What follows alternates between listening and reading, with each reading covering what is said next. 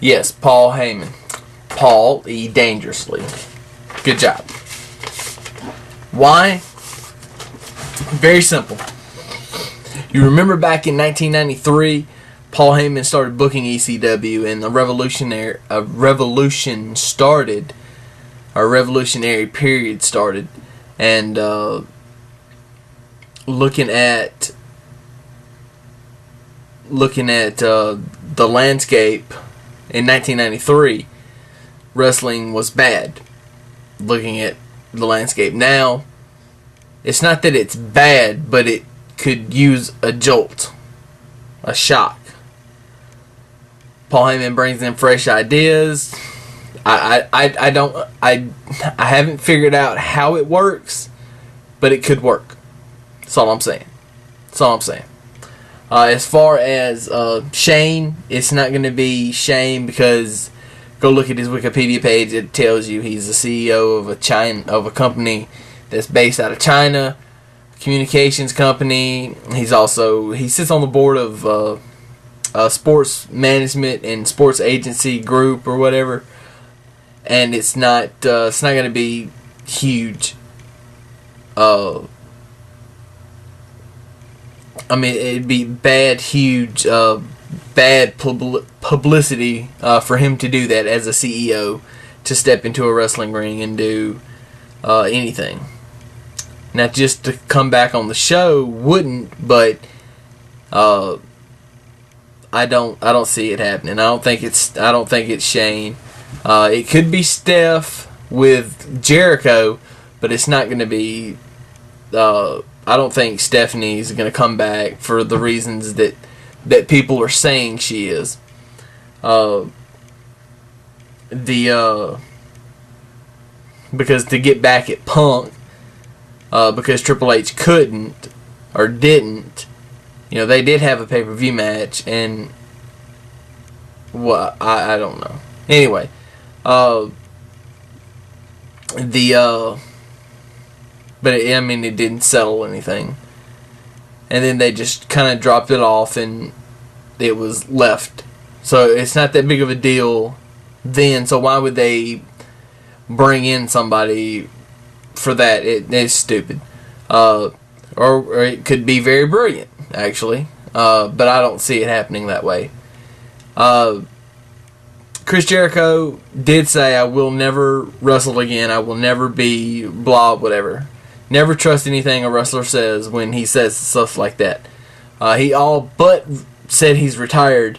I'm done. I'll never go back. I'll never say never. Wrestlers never say never, because it's in their blood. Look at Hogan, Sting, Flair. They can't retire. They can't do it. They can't stay away, because it's in their blood. It's who they are. For whatever reason, they just can't control the urge, basically. And Jericho will be no different than anybody else.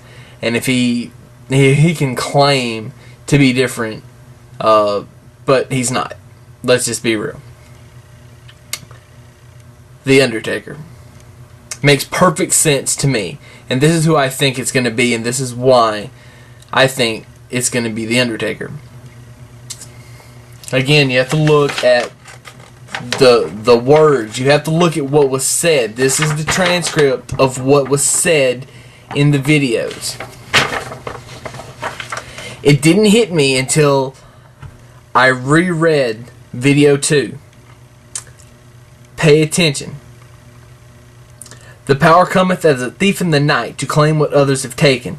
Those who are unjust, destruction will come upon them, and they shall not escape. Triple H said something a couple of weeks ago on Raw that made me realize that's who it was.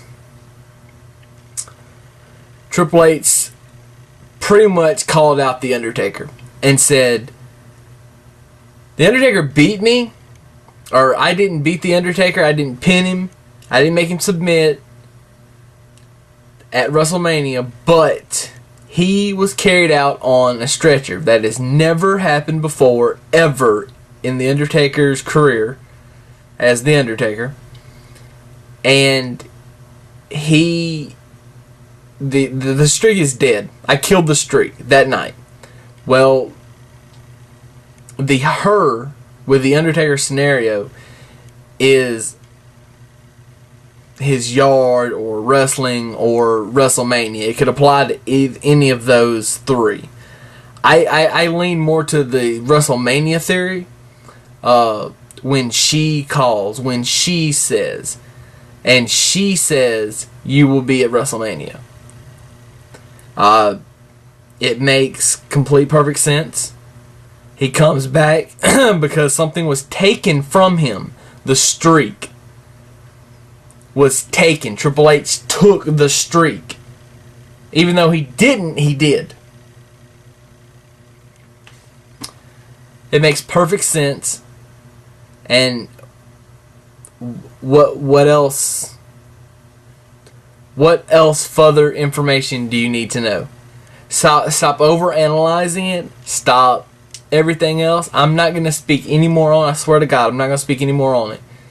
It's done. It's The Undertaker. It's leading to WrestleMania versus Triple H. That's just the way it is. Deuces. I'm out.